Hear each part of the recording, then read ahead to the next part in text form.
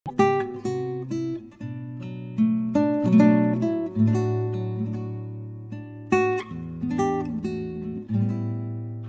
mulai pembahasan kita malam hari ini sehubungan dengan pertanyaan yang sangat penting, yaitu apakah tanda binatang itu? Nah, mari kita lihat dalam buku Wahyu pasal yang ke-13 ayat yang ke-17. Perhatikan baik-baik kata yang ada dalam buku Wahyu 13 ayat yang ke-17. Di situ dia bilang begini, dan tidak seorang pun yang dapat membeli atau menjual selain daripada mereka yang memakai tanda itu, yaitu nama binatang itu atau bilangan namanya. Saudara-saudaraku yang kekasih, sahabat-sahabatku yang menyaksikan saat ini, entah agama apapun Anda, agama Kristen, Islam, Hindu, Buddha, atau penyembah batu, penyembah pohon, penyembah matahari, penyembah apa saja, malam ini mari kita akan buka kebenaran firman Tuhan yang ditulis dalam buku Wahyu pasal 13 ayat 17. Satu ayat saja yang akan kita bahas malam ini sehubungan dengan apakah tanda binatang itu. Nah, perhatikan baik-baik. Di dalam ayat ini dikatakan bahwa di awal tidak ada seorang pun dari antara Anda dan saya yang bisa menjual dan membeli kalau tidak memakai tanda binatang. Tanda itu yaitu bilangan, yaitu nama binatang itu atau bilangan namanya. Nama bilangannya. Jadi ada hubungan erat penggenapan nubuatan di dunia ini, akhir zaman ini dengan masalah ekonomi. Karena kenapa? Alkitab menyebutkan berhubungan dengan tidak ada yang bisa menjual dan membeli selain mereka yang memiliki tanda binatang atau nama binatang atau bilangan binatang. Saya ulangi sekali lagi supaya Anda dan saya boleh mengerti.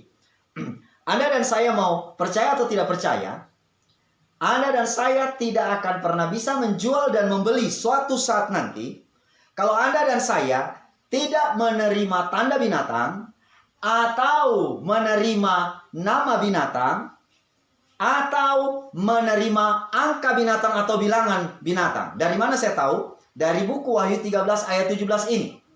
Itulah sebabnya kalau Anda perhatikan baik-baik di dalam bahasa Inggrisnya, King James Version, itu dia menggunakan kata or.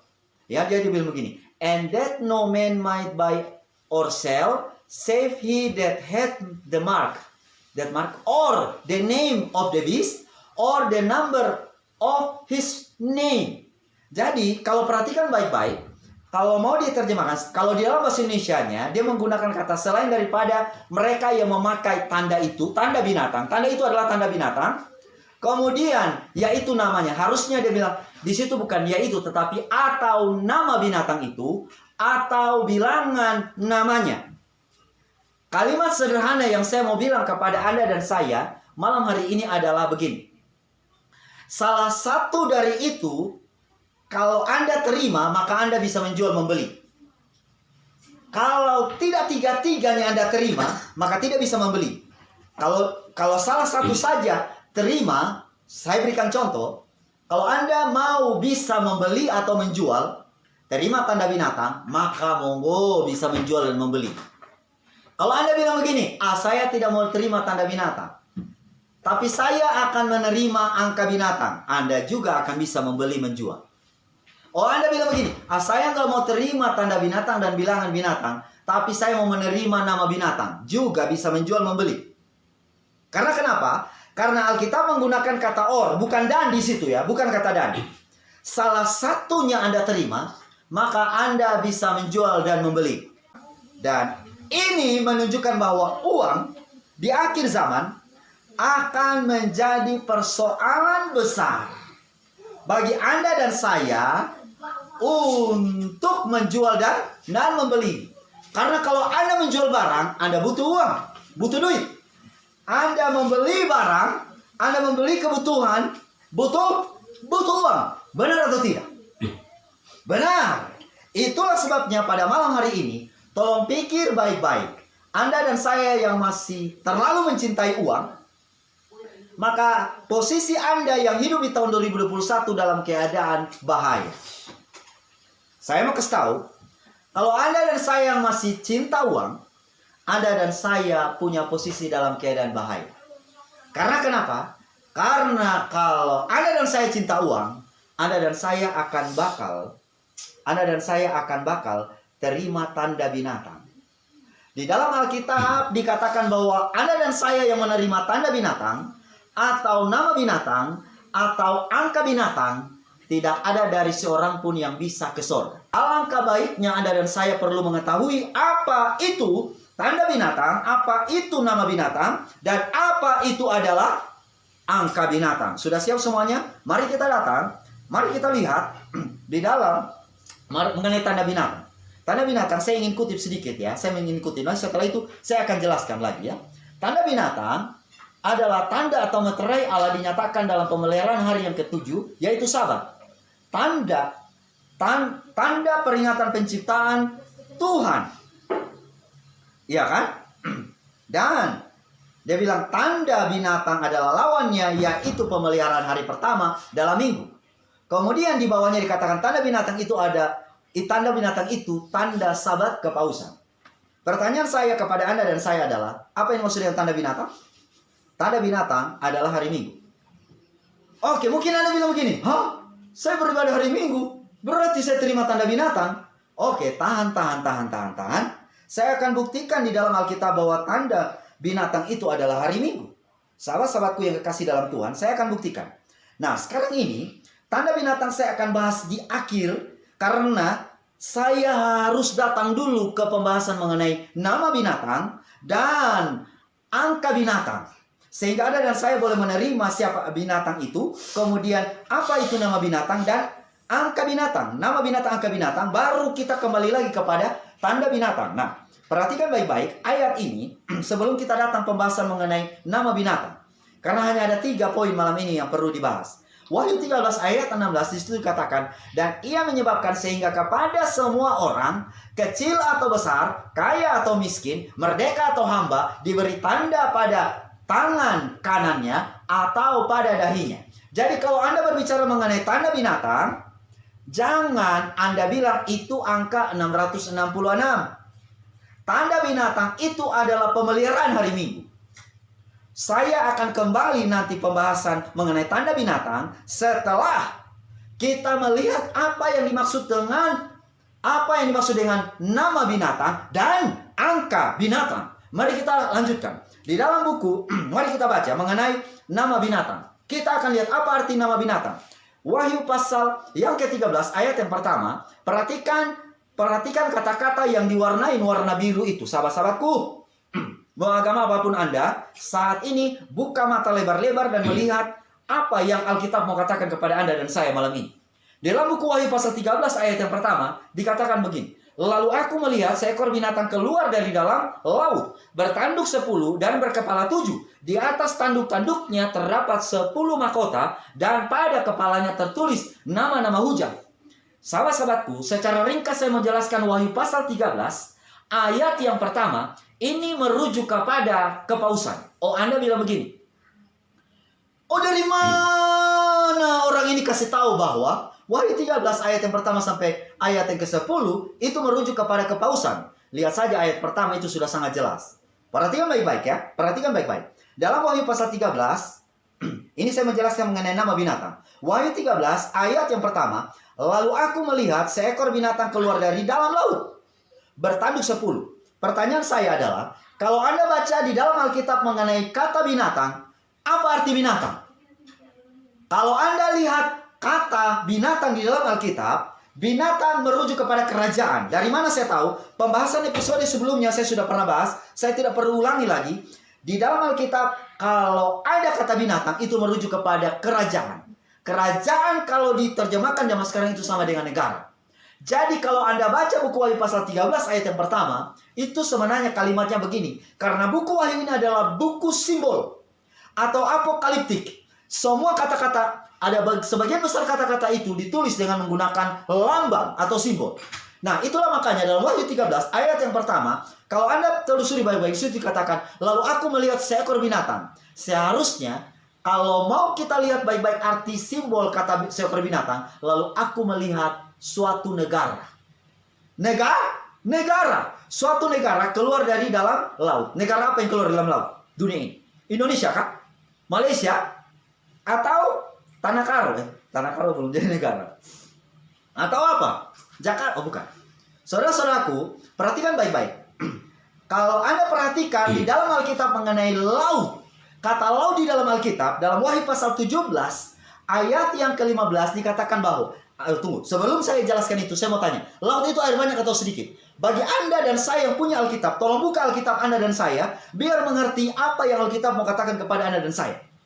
Di dalam Alkitab, kalau Anda perhatikan mengenai kata laut, laut ini air banyak. Dan di dalam buku Wahyu pasal yang ke-17 ayat yang ke-15, di situ dikatakan begini. Dan air yang banyak yang kau lihat itu adalah bangsa-bangsa. Dan kalau begitu, maka ayat ini harusnya berbunyi demikian. Lalu aku melihat satu negara keluar dari negara, dari bangsa. Saya mau tanya, negara mana yang keluar dari dalam negara? Yang ada dalam negara? Negara mana? Kalau Anda perhatikan, ada 5 negara yang ada dalam negara. Yang pertama adalah Lesotho, itu ada di negara Afrika Selatan. Yang kedua adalah Gambia, itu ada di negara Afrika. Yang ketiga adalah Monaco, itu ada di Prancis. Yang keempat adalah San Marino, ada di Italia. Berbicara mengenai 5 negara yang ada dalam negara, salah satunya adalah Vatikan. Ingat baik-baik. Ingat baik-baik bahwa di dalam ayat ini, kalau perhatikan langsung, ya, kalau saya mau bahas 10 mahkota lagi ini panjang, berkepala 7 lagi ini juga panjang, tetapi langsung kepada tulisan warna biru itu, pada kepalanya tertulis nama-nama hujat. Nah, ciri binatang ini adalah di kepalanya tertulis nama-nama hujat. Tahu apa arti hujat? Mau tahu? Tahu apa arti hujat? Satu-satunya negara yang dikepalai oleh pemimpin agama adalah Vatikan. Dan itulah sebabnya berhubungan dengan nama hujat, mari kita datang kepada buku. Kita lihat di dalam Wahyu 13 ayat yang ke-6. Di situ dikatakan begini. Lalu ia membuka mulutnya untuk menghujat Allah. Jadi binatang ini menghujat Allah. Menghujat namanya dan kemah kediamannya. Bagaimana bisa Vatikan menghujat Allah? Bagaimana bisa kepausan menghujat Allah? Caranya mau tahu? Mari kita lihat di dalam buku Yohanes pasal yang ke-10 ayat 33 bagaimana Alkitab menyebutkan mengenai penghujatan. Penghujatan adalah begini. Jawab Yohanes 10 ayat yang ke-33. Jawab orang-orang Yahudi itu, bukan karena suatu pekerjaan baik maka kami mau melempari engkau, melainkan karena engkau menghujat Allah dan karena engkau sekalipun hanya seorang manusia, ini ditujukan kepada Yesus ya. Manusia saja menyamakan dirimu dengan Allah. Yesus pada waktu dia datang ke dunia, dia mengatakan bahwa Allah Bapa itu adalah Bapa. Dan dia mengatakan bahwa akulah adalah the Son of God. Dia adalah Allah. Dan kita semua orang Kristen mengakui bahwa Yesus adalah Allah. Dan saudara-saudaraku, di pandangan orang Yahudi, orang yang menyamakan diri sebagai Allah itu adalah penghujatan. Dan penghujatan ini kenapa sampai dilakukan oleh Vatikan? Karena hanya paus yang menyamakan diri dengan Allah. Dari mana saya tahu? Ya orang minta ampun dosa harusnya ke Tuhan, bukan ke manusia. Amin. Benar, benar. Dan itulah sebabnya dia sudah menyamakan diri dengan Allah. Menyamakan diri dengan Allah. Lalu bukan itu saja. Yang disebut dengan Bapa Suci di dunia ini, itu banyak orang sudah menyebutkan mengarah kepada kepausan. Adakah manusia yang suci di dunia ini? Saudara-saudaraku, itulah sebabnya dia mendapat julukan Holy Father. Ini sudah menyamakan diri dengan Allah. Dan ini disebut dengan penghujatan. Itulah sebabnya kalau kita kembali kepada buku Wahyu pasal yang ke-13 ayat yang ke-6. Lalu ia membuka mulutnya untuk menghujat Allah. Saudara-saudaraku, Alkitab sementara berbicara bukan kebohongan. Tetapi Alkitab sementara menyebutkan bahwa binatang atau penguasa dunia itu yang menghujat Allah itu merujuk kepada Vatikan. Berhubungan dengan nama binatang ini adalah, saudara-saudaraku, saudara kalau menerima nama binatang ini bisa menjual membeli.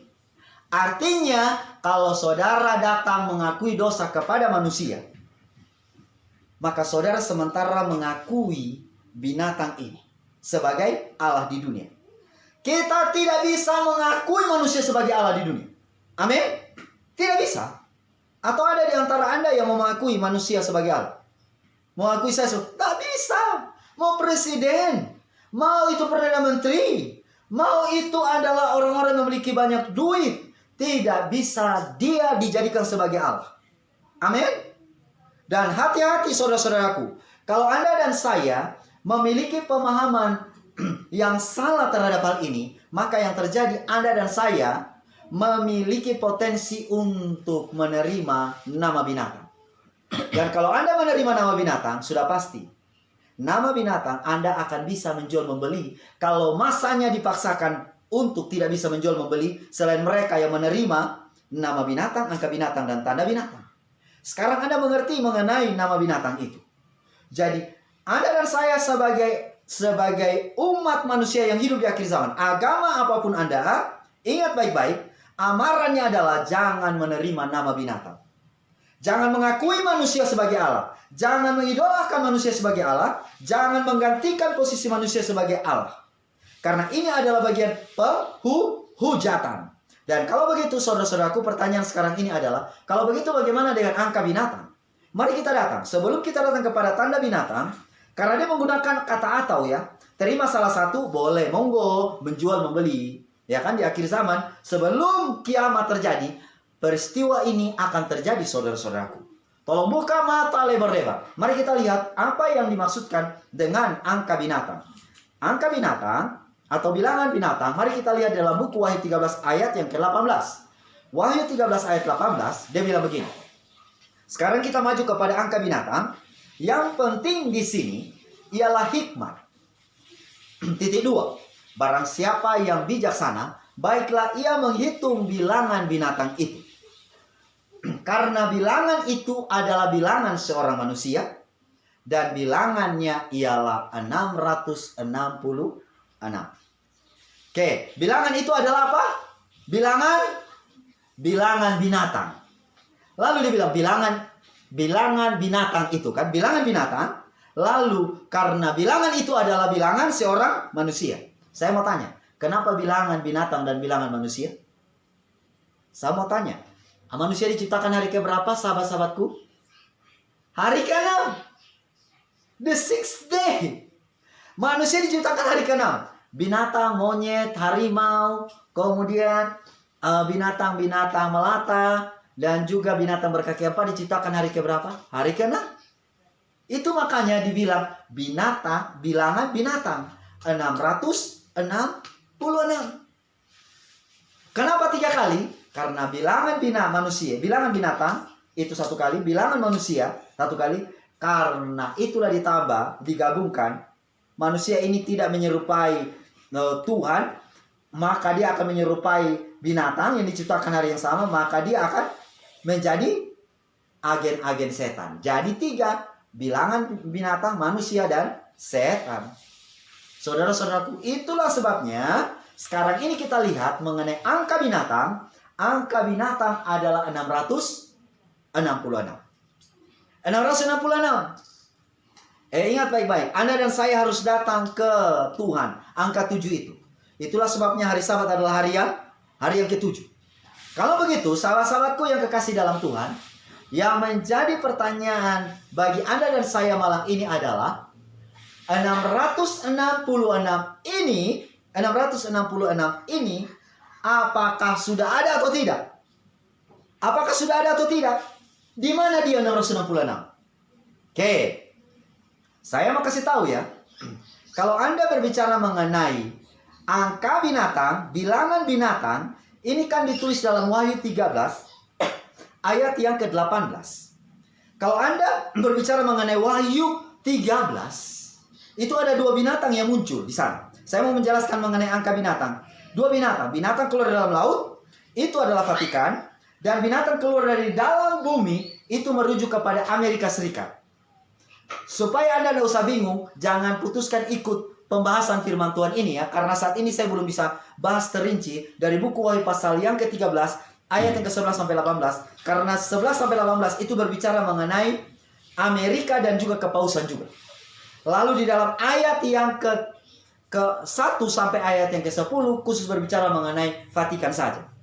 Jadi sahabat-sahabatku, saat ini kalau Anda lihat dalam Wahyu 13 ayat yang ke-18, dia sementara mengungkapkan mengenai angka 666. Amin. 666.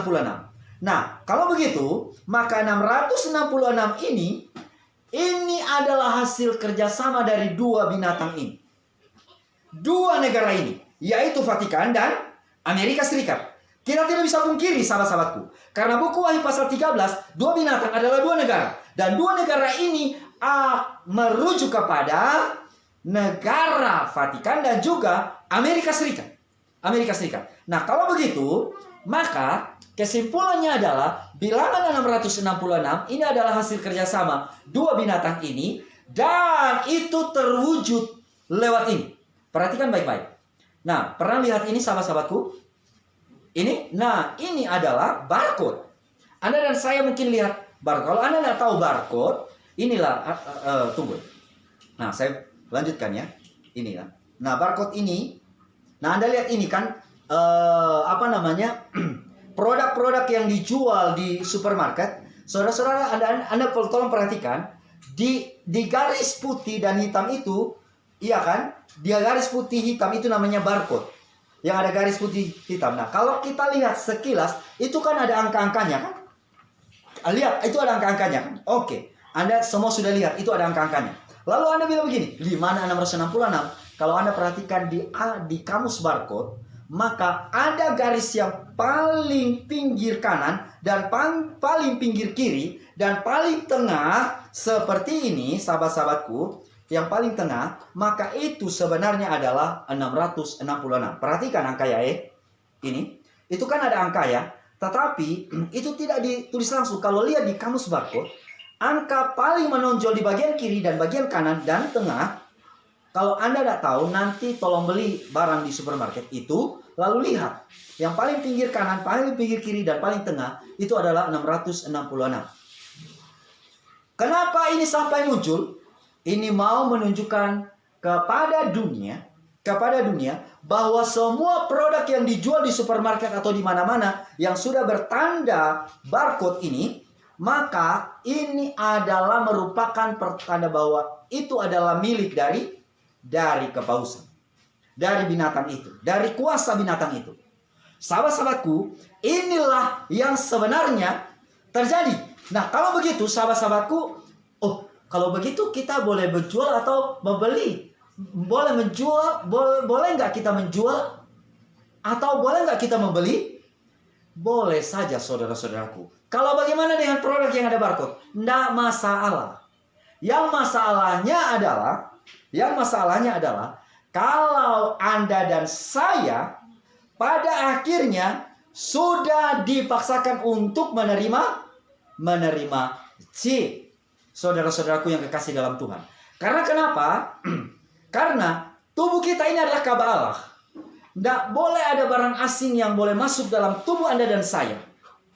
Amin. Amin. Karena pada waktu Tuhan menciptakan Adam dan Hawa di Taman Eden, maka yang terjadi adalah Tuhan memberikan petuah kepada mereka, memberikan instruksi kepada mereka sesuai dengan apa yang Tuhan mau. Tuhan tidak perintahkan kepada mereka agar menanam chip atau lain sebagainya. Tidak ada. Tidak ada saudara-saudaraku. Bahkan uang pun pada waktu di Taman Eden belum ada. Nanti muncul kurang lebih pada tahun 700 tarik Masehi. 700 tarik Masehi saudara-saudaraku yang kasih dalam Tuhan. Tetapi ingat baik-baik. Sehubungan dengan angka binatang ini 666. Ini ada hubungan dengan jual beli. Ini ada hubungan dengan jual beli.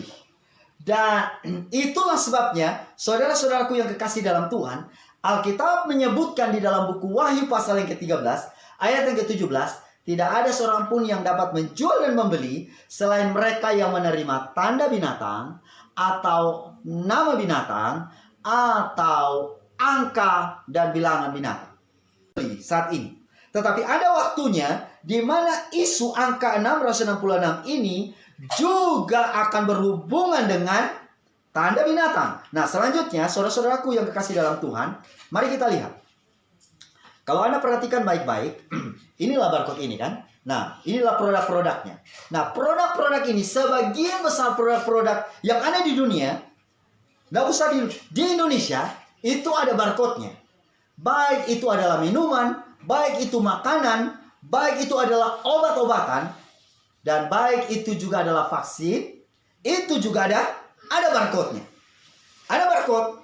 Dan itu adalah angka binatang. Perhatikan baik-baik. 666 ini bukan tanda binatang, tetapi ada hubungannya, saudara-saudaraku. Bagaimana dengan tanda binatang? Mari kita kembali. Tadi saya bilang ya, mudah-mudahan tolong kasih tahu admin kalau misalnya waktu saya sudah habis. Ini yang bagian terakhir, saya ingin kembali kepada tanda binatang. Mari kita lihat kembali. Karena tanda binatang, nama binatang kita sudah tahu tadi, kemudian angka binatang. Mari sekarang kita kembali kepada tanda binatang. Dan tidak seorang pun yang dapat membeli atau menjual selain daripada mereka yang memakai tanda itu, tanda binatang. Apakah yang dimaksud dengan tanda binatang? Kalau berbicara mengenai tanda binatang, maka Anda dan saya tadi sudah dengarkan penjelasan, itu hari Minggu ya. Itu hari Minggu, pemeliharaan hari Minggu. Mana buktinya bahwa tanda binatang itu adalah pemeliharaan hari Minggu? Tanda binatang itu adalah hari Minggu. Mana buktinya? Mari, mau tahu buktinya? Mari kita lihat. Mari kita baca perlahan-lahan di dalam buku Wahyu pasal yang ke-14, ayat yang ke-9 dan ayat yang ke-10. Perlahan-lahan, mari kita lihat. Dan seorang malaikat lain, malaikat ketiga menyusul mereka dan berkata kepada suara nyaring, jikalau seorang menyembah binatang dan patungnya itu dan menerima tanda binatang pada dahi atau pada tangannya, maka ia akan minum dari anggur murka Allah.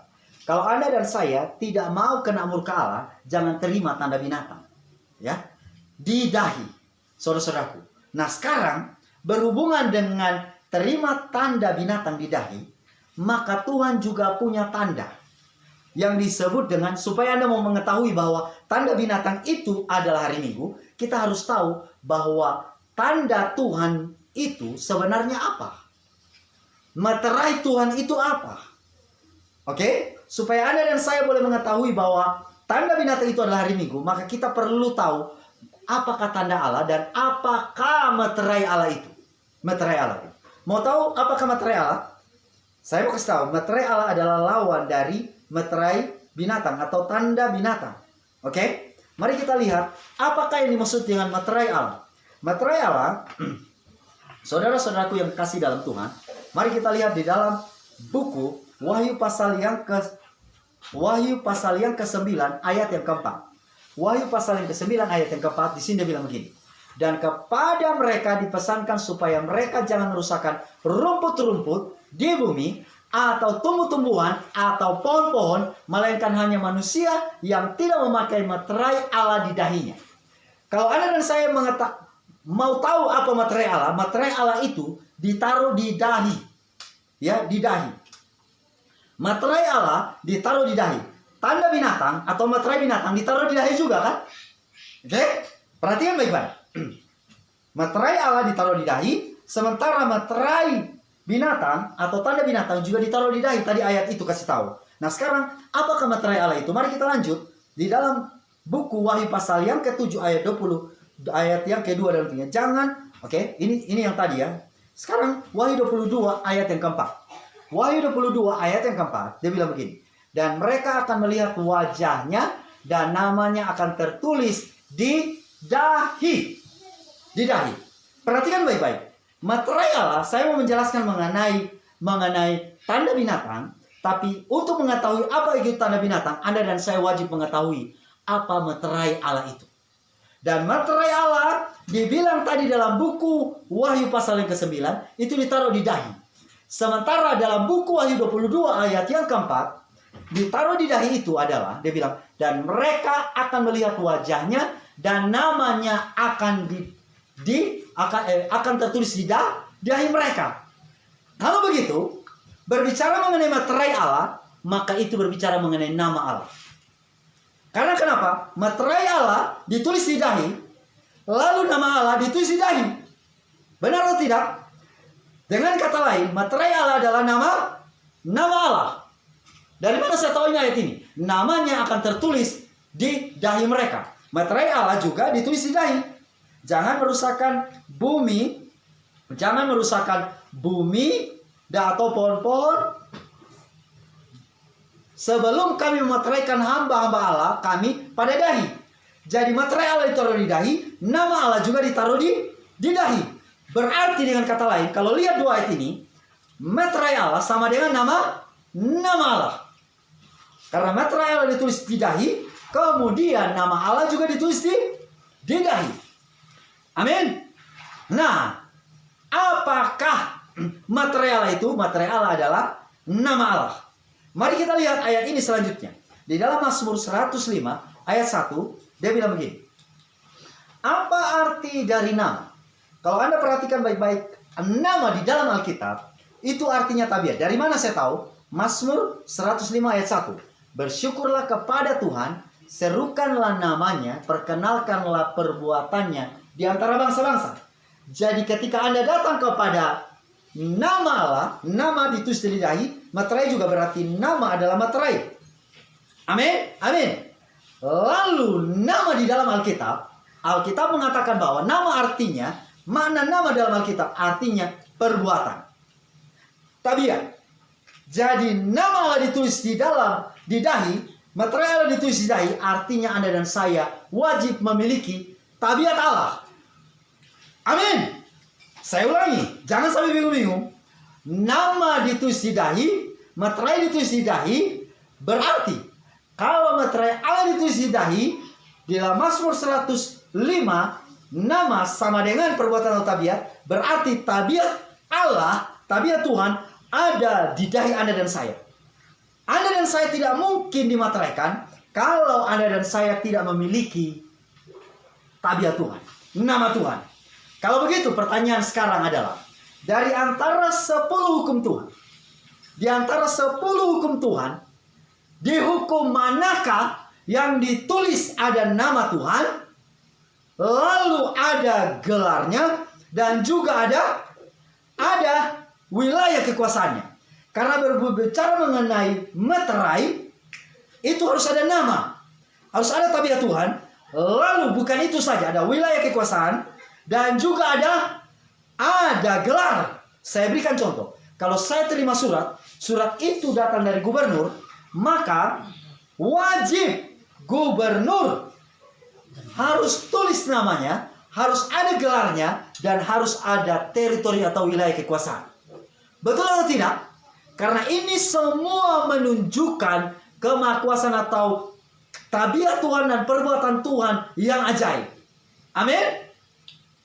Kalau Tuhan memperkenalkan dirinya, maka yang terjadi harus ada nama, ada apa lagi? Ada gelar, dan juga ada wilayah kekuasaan. Dan dengan kata lain, inilah yang disebut dengan identitas Allah. Nama Allah diperkenalkan, identitas Allah dikatakan di situ, tabiat Allah diperkenalkan di situ. Dari antara hukum pertama, kedua, ketiga, keempat, kelima, keenam, sampai ke hukum ke-10. Di hukum manakah yang ada 3 hal ini? Nama, gelar, dan juga wilayah kekuasaan. Karena ini mewakili perbuatan-perbuatan Allah yang ajaib. Perbuatan-perbuatan Allah yang ajaib. Dari mana orang mengenal saya, saudara-saudaraku? Karena mereka tahu nama saya. Karena mereka tahu gelar saya itu apa. Dan mereka tahu saya tinggal di mana. Dan di mana rumah saya, wilayah kekuasaanku. Betul atau tidak? Betul. Saya punya teman namanya Martin. Dari mana saya tahu dia? Karena saya tahu namanya Martin. Lalu bukan itu saja, saya tahu dia seorang guru. Lalu saya tahu dia punya tempat tinggal ada di Gorontalo. Saudara-saudaraku.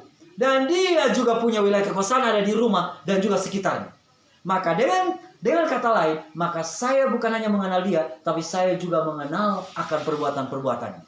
Pertanyaan saya kembali adalah, dari antara 10 hukum manakah yang memiliki nama, yang memiliki gelar, dan juga wilayah kekuasaan? Mau tahu? Hukum pertama, kedua, ketiga, keempat, kelima, keenam, ketujuh, 8, ke-9, 10. Hukum mana? Hukum itu adalah, mari kita lihat dalam Keluaran 20 ayat yang ke-10 dan 11. Dari ayat 8 sampai ayat yang ke-11. Perhatikan baik-baik. Di situ dia bilang begini. Tetapi hari ke-7 adalah hari Sabat Tuhan. Ingat, di situ ada nama Tuhan. Hanya hari Sabat yang ada nama Tuhan, Allahmu. Tuhan ditulis dengan kata Tuhan. Kalau Anda temukan di dalam ayat Alkitab, ada Tuhan dengan T huruf besar saja, yang U dan lainnya itu huruf kecil, itu ditulis dengan kata Adonai. Tapi kalau Tuhan huruf besar semuanya, inilah nama Tuhan, Yahweh, Jehovah. Dan nama ini terlalu kudus. Dan saudara-saudaraku yang kekasih dalam Tuhan, di hukum yang keempat ada nama Tuhan. Oke? Lalu gelar Tuhan bagaimana? Sebab 6 hari lamanya Tuhan menjadikan. Tuhan kembali memperkenalkan dia sebagai pencipta.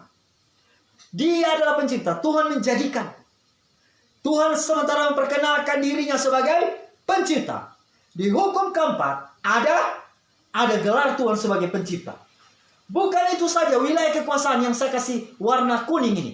Langit dan bumi, laut dan segala isinya. Ada wilayah kekuasaan Tuhan. Dan ini merujuk kepada tabiat dan perbuatan-perbuatan Tuhan yang ajaib. Dan setan sangat benci hukum keempat ini. Di akhir zaman, saudara-saudaraku yang kasih dalam Tuhan, sebelum Tuhan Yesus datang, sebelum dunia ini akan kiamat, Tuhan mau memperkenalkan tabiatnya melalui hukum yang keempat. Karena hanya di hukum keempat, Tuhan sengaja tulis. Dia taruh, dia memperkenalkan identitasnya. Memperkenalkan dirinya sebagai Tuhan, pencipta, dan wilayah kekuasaan alam semesta ini, langit dan bumi. Saudara-saudaraku, makanya setan benci sekali hukum keempat. Karena dia benci sekali hukum keempat ini, maka dia datang dengan menggunakan sabat tiruan, yaitu hari Minggu. Dan itulah tanda binatang. Hari Minggu adalah tanda binatang. Karena kenapa? Karena tanda Allah, materai Allah, Tuhan sengaja taruh di hukum keempat. Dan hukum keempat sabat ini akan menjadi pertentangan sebelum dunia ini kiamat. Anda mau percaya atau tidak percaya, ini akan terjadi. Saya tidak berkata sesuai dengan jalan pikiran saya, tetapi saya sementara berkata-kata sesuai dengan apa yang firman Tuhan katakan. Kalau Anda tidak percaya, Anda boleh cek sendiri seiring berjalannya waktu. Mau percaya atau tidak percaya, tanda binatang akan dipaksakan. Jadi dengan kata lain, kalau Anda beribadah hari Minggu, mau sampai kiamat Anda akan bisa diizinkan untuk menjual dan membeli. Tapi karena tanda binatang adalah hari Minggu. Karena kalau Anda tolak, maka Anda tidak diizinkan untuk menjual membeli. Walaupun Anda tidak beribadah hari Minggu.